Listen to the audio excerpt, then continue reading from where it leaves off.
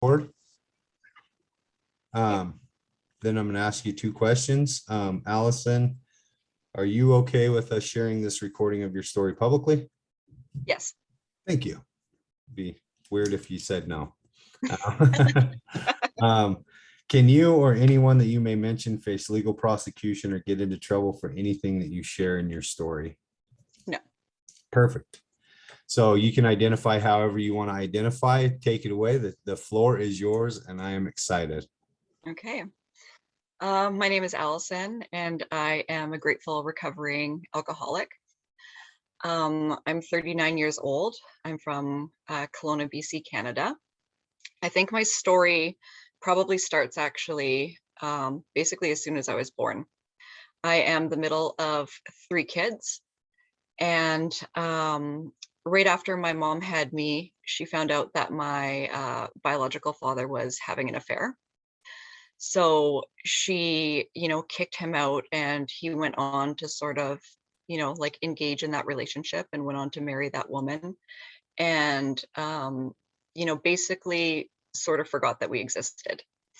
And so, like I was just a baby, and my brother, who's 4 years older than me, like he was the one who was for sure like most affected in the beginning. He was the type of dad that would, make plans to come and see us and then not show up.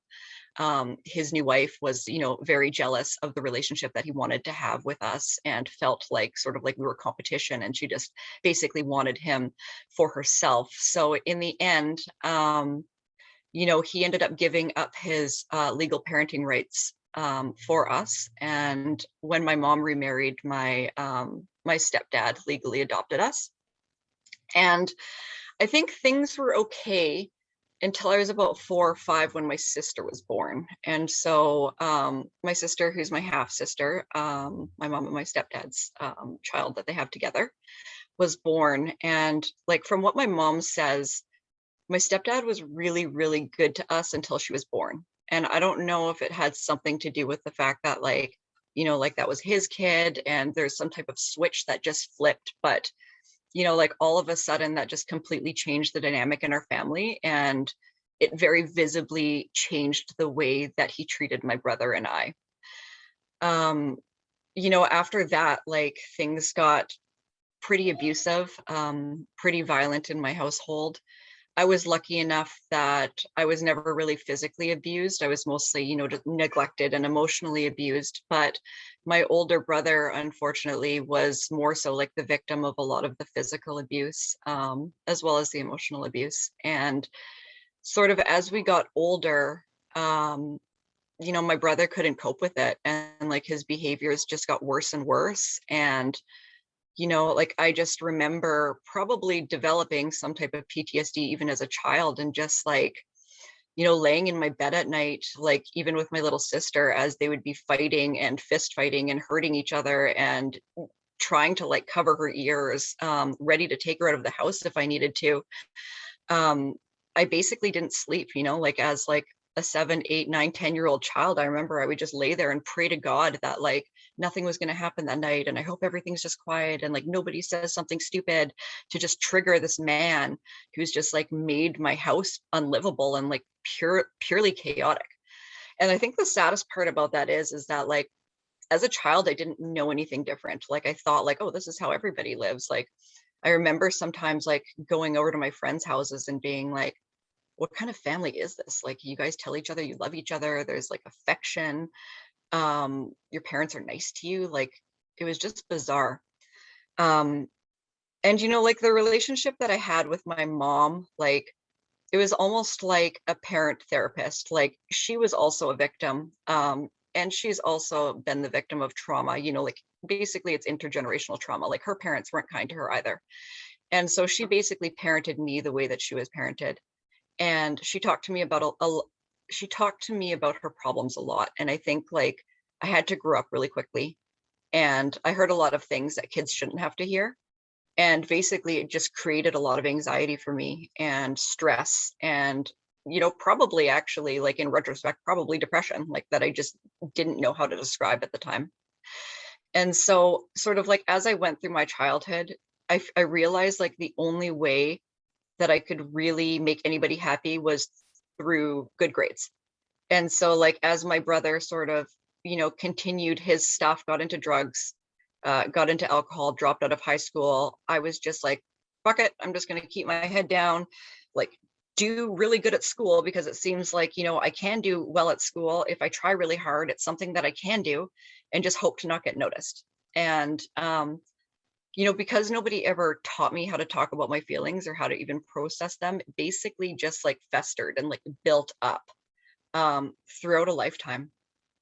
And I remember, graduating high school and trying my hand at university for the first time. And at that time, my sister, who was a competitive gymnast, she developed like a pretty severe eating disorder. She ended up being hospitalized here in Kelowna for a few months because she like physically couldn't walk anymore.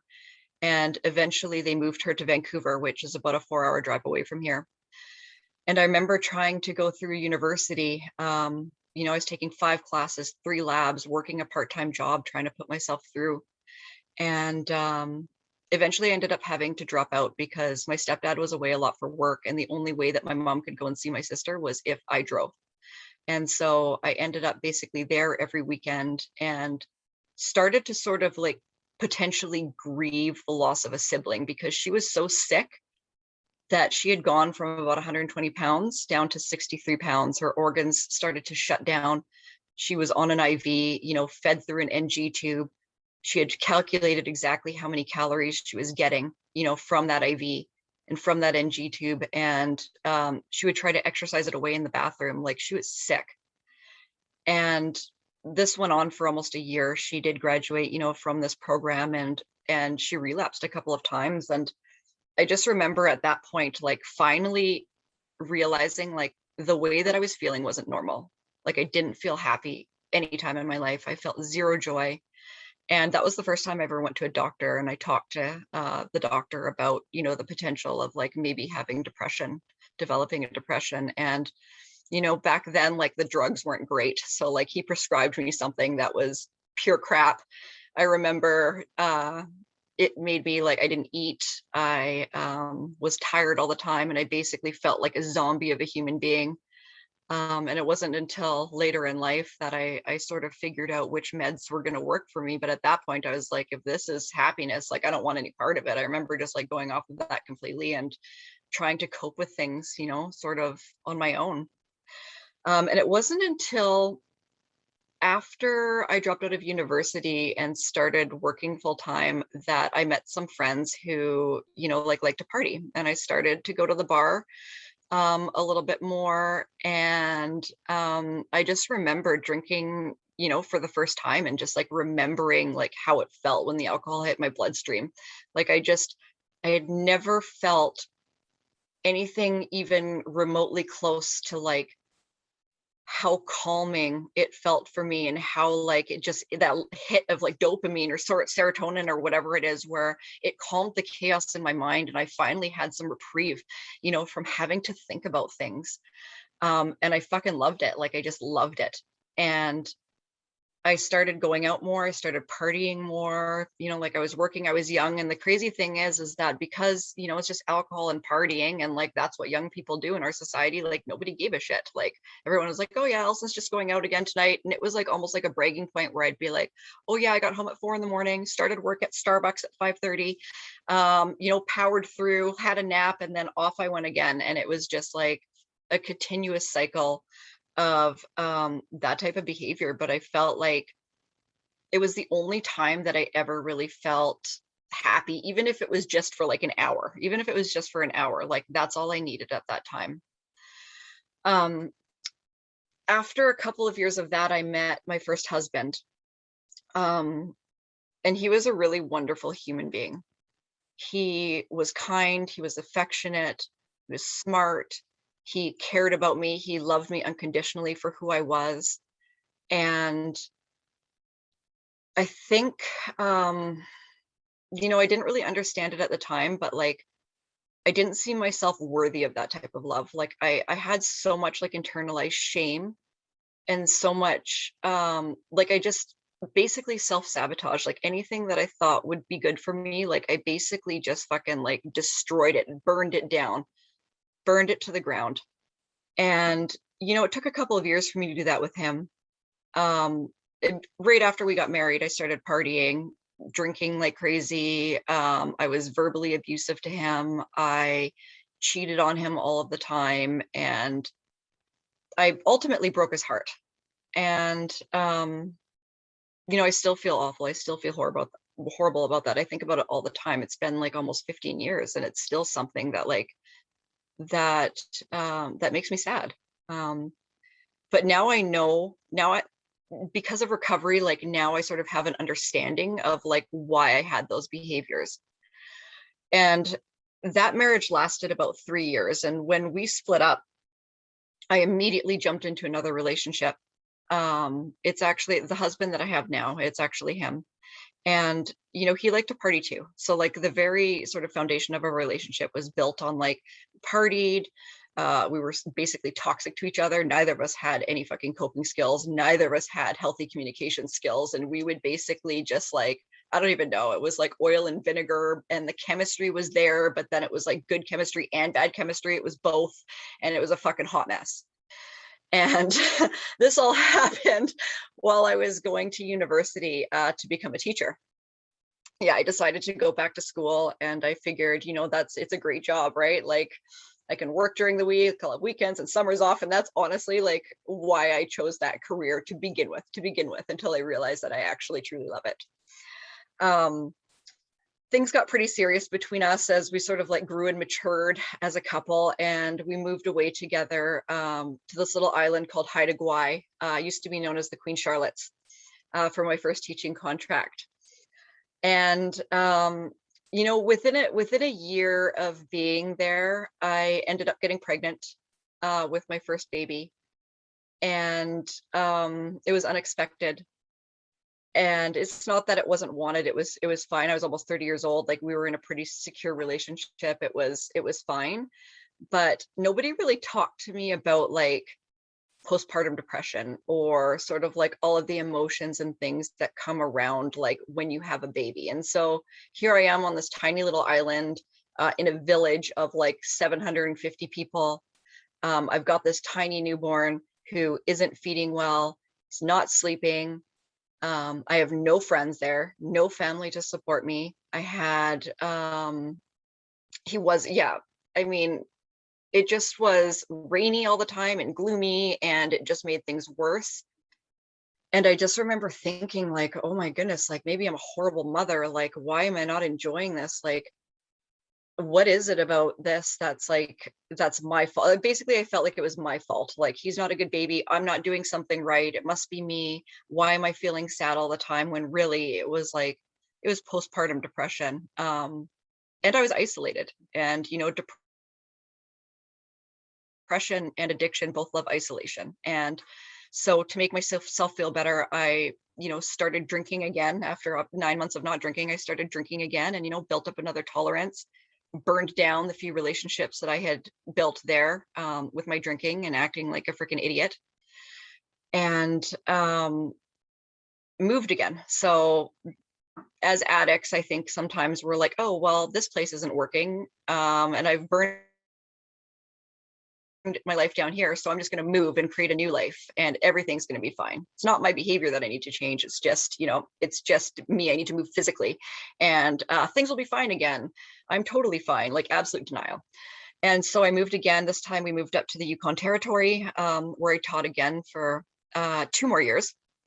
I ended up getting pregnant with baby number 2. And up there, like getting a permanent teaching contract is really hard. Like basically you're on temp for 10 years. And so while I was on maternity leave, they basically was like, there's not a job for you to come back to. And so I was like, okay.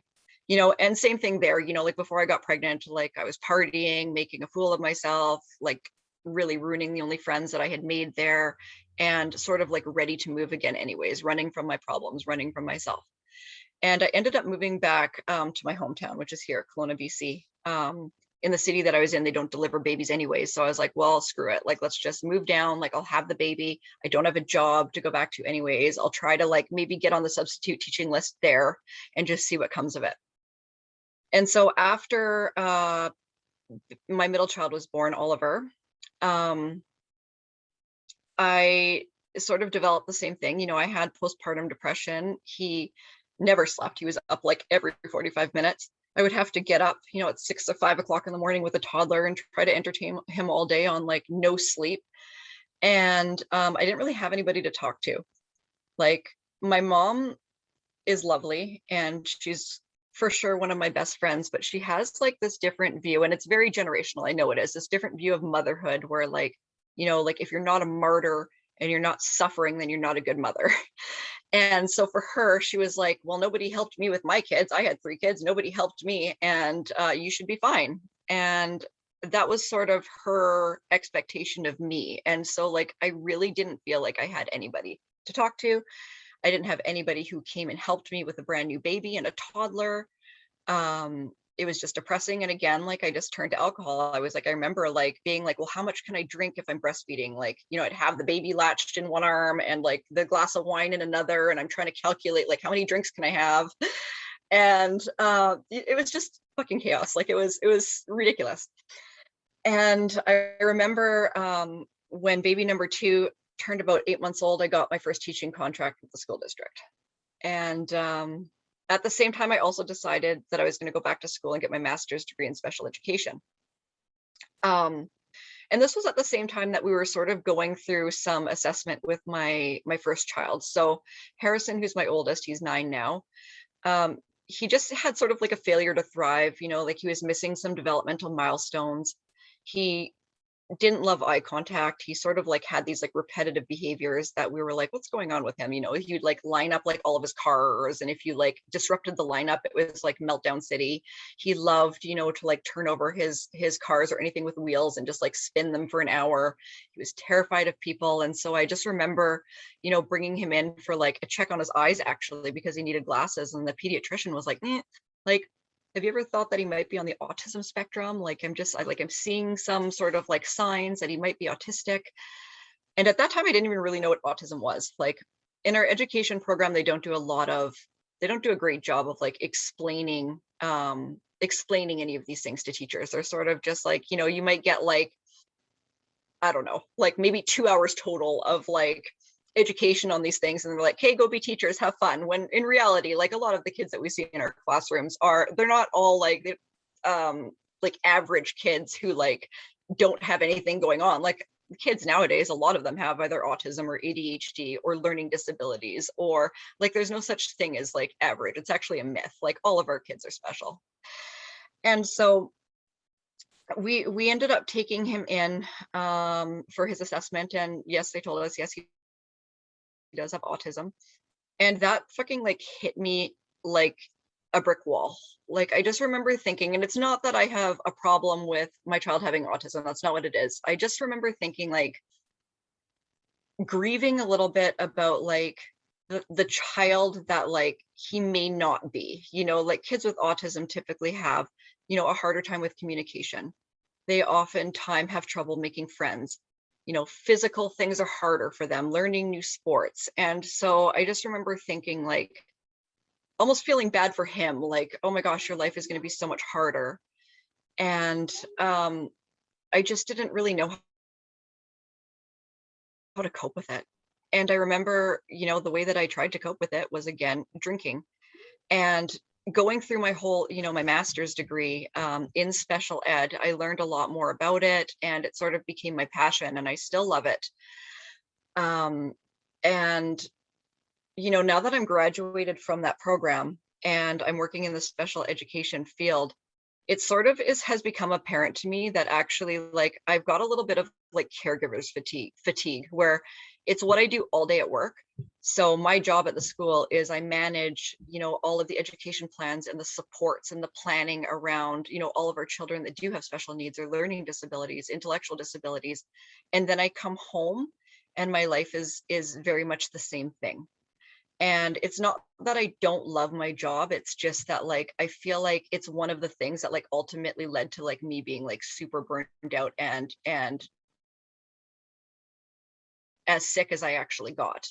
You know, baby number two, Oliver, he started showing similar signs by the time he was 2 years old. And we took him in, and they don't even normally like do assessments with kids that are that young, but they were like, yep, that's classic autism.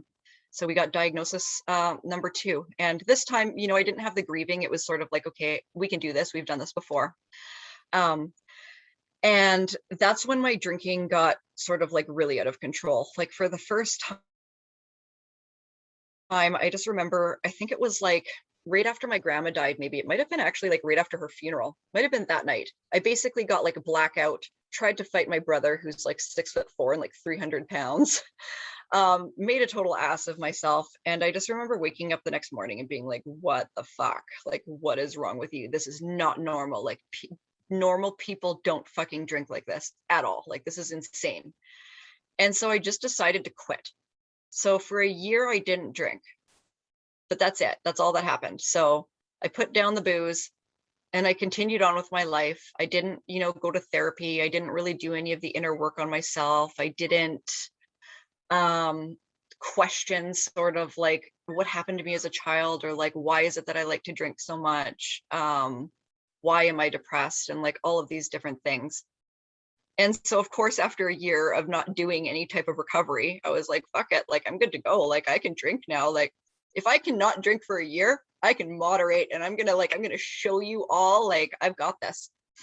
And so, of course, you know, that's a freaking slippery slope. I fell twice as hard, twice as fast. And I remember, you know, it started as like, okay, well, I'm only gonna have wine on weekends. And then it turned into like, okay, well, I'm only gonna have it after 5. And then it turned into I'm not going to bring it in the house anymore. And then it turned into like, you know, any day that ends with Y is a good fucking day. And, you know, it doesn't even need to be noon some days. We're good to go. And then baby number 3 came into our life unexpectedly. After I had finished my master's degree, still working full time, went on that mat leave, ended up, you know, again, not drinking for 9 months, which was fine. And by the time he was 2, same thing, ended up getting another autism diagnosis. So now I've got these 3 kids who are like, you know, like parenting's already fucking hard, right? Parenting's hard. But when you have 3 kids that are triggered very easily, they're triggered by each other, they trigger each other's meltdowns, they're sensory, they require like lots of extra time for things, they require like very specific schedules. It was a lot. And for me, like, I think I internalized a lot of shame about like not being a good enough mother, and like my kids would be better behaved if I was a better mother. And the thing that sucks about our fucking society is like mommy wine culture. Like, we make mothers feel like they can't actually parent without the booze. It's everywhere. Every single time I open up my Instagram, it's like, oh, you know, it's been another hard day. Hopefully mommy's got the wine chilled. And that's how we make moms feel. And so like, I remember even being at birthday parties where like the wine was flowing, you know, there's the present table, and there's also a box of wine for the moms who's got their coffees tumblers, and they can just sort of like fill up and come and go as they please. And so like, even then, like, nobody really called me out for having a problem. I knew that my behavior was obnoxious when I drank. I knew that like I couldn't just have one drink. Like, I'm not a one drink kind of girl. Like, I will fucking drink everything in the house. I will throw up and then I'll drink more. Like, that's the kind of drinker that I am. And it got to the point where like I was drinking almost up to 2.5, 3 bottles of wine a night. And I'm a small person, like I'm 120 pounds soaking wet. And I just remember like basically blacking out every night. Like, I would like open up my freaking phone because I had so many resentments and so much hurt and so much pain in my soul that I would just text whoever I felt like, you know, needed to hear about it. And I remember waking up in the morning before work, of course, because I didn't miss work for drinking. I didn't do that. Like, I would wake up and I remember just like this overwhelming sense of fucking anxiety, this anxiety that was like, who did you talk to last night? Who did you text? What did you do?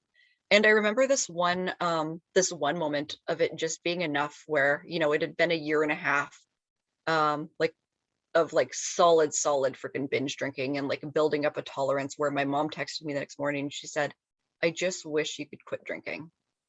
And I don't know why that was it for me, but I just remember um feeling almost like it was almost like a spirit, like a bit of like a higher power moment or a spiritual awakening or whatever you want to call it, of just being enough, like enough. I was going to bed every night and taking sleeping pills, hoping I wouldn't wake up. Like, this is not who I am. This is not who I am. There's no light left behind my eyes. I feel spiritually bankrupt. I don't like anything or anybody anymore. I don't even fucking know who I am anymore. Like, but whoever it is, I don't like. And so that morning I called a few different treatment centers, and I remember just like scheduling myself into one, because I was like, if I don't do it now, I'm not going to go. And so I did it. You know, it was last month of the school year. And of course I felt like, oh my God, like I'm leaving the school, I'm leaving my job. There's so many, who's going to take care of the kids? There's like all these unpredictables, but it's like really, truly, like it saved my life. I went into this treatment center and I was with a bunch of other women who were the same as me. You know, they didn't all have the same story, but every single one of them could relate to me in some way. I was never judged. I sort of was made to, you know, start some step work and like start having discussions around, you know, my sickness and the things that make us sick. And for the first time, I felt like I wasn't crazy. I felt like, you know, maybe I'm not a bad person. Maybe I'm not a bad mother. Like maybe this is a product, like maybe the drinking is a symptom. Maybe it's a symptom of something else that's shitty and it sucks. But until I freaking like get it out and like allow myself to actually process it, it can't be healed. Like it just can't be healed. And I remember I was supposed to leave, and I actually like made arrangements to stay in treatment longer, because I was like, I'm not done yet. Like I am not done yet. Like I am just getting started. And I remember them looking at me being like, really, you want to stay longer in treatment? Like, who the fuck wants to stay longer in treatment? I'm like, I do. And yeah, you know, like I got out, and it's been almost 90 days for me now. And I gotta say, you know, like sobriety isn't fucking easy. It's not easy. It's goddamn work every single day, and it's hard work. And there's days where I wake up and I cry the whole day, because that's what I feel like that day. And there's times when I'm so happy, there's so much joy in my heart, I feel like I could explode. Like I'm getting to do things with my kids, you know, like I can go out and do things without embarrassing myself. Like I can have like intimate, like actual relationships with people where I'm not second guessing myself, or like waking up in the morning being like, what just happened? And that's what life is. Like that's what sobriety is. It's like I'm becoming more and more proud of the person that I am every single day. And without recovery, there's no way that would have been possible. You know, like I am all about like my program of recovery. I go to Narcotics Anonymous and I do work the 12 steps. I have a sponsor, and like I have a higher power. And that's, for me, that is what saved my life. The fellowship has saved my life. And, you know, just learning about myself and learning that, you know, it's okay sometimes to not be okay. And I'm not alone. Like there are so many other people out there that have mental health concerns. There are so many other moms out there that feel like they can't parent their kids without booze. There are so many other, I'm sure, teachers out there that are like, holy shit, like what just happened after a full day of teaching somebody else's kids, and not thinking that they can turn to anything else but a glass of wine. Like, you know, a better life is possible. Like it is possible for me, and I know it can be possible for anybody, but like, man, it sure has been a journey. Sure has been a journey. And I think that's it for me. Thank you for listening. If you'd like to connect with me, my Instagram handle is sobermamawhodis. And I'd love to hear from you. I'd love to connect with you. Bye. If you'd like to connect with me or follow me, my Instagram handle is sobermamawhodis, and I look forward to hearing from you soon. Thanks so much for listening. Bye.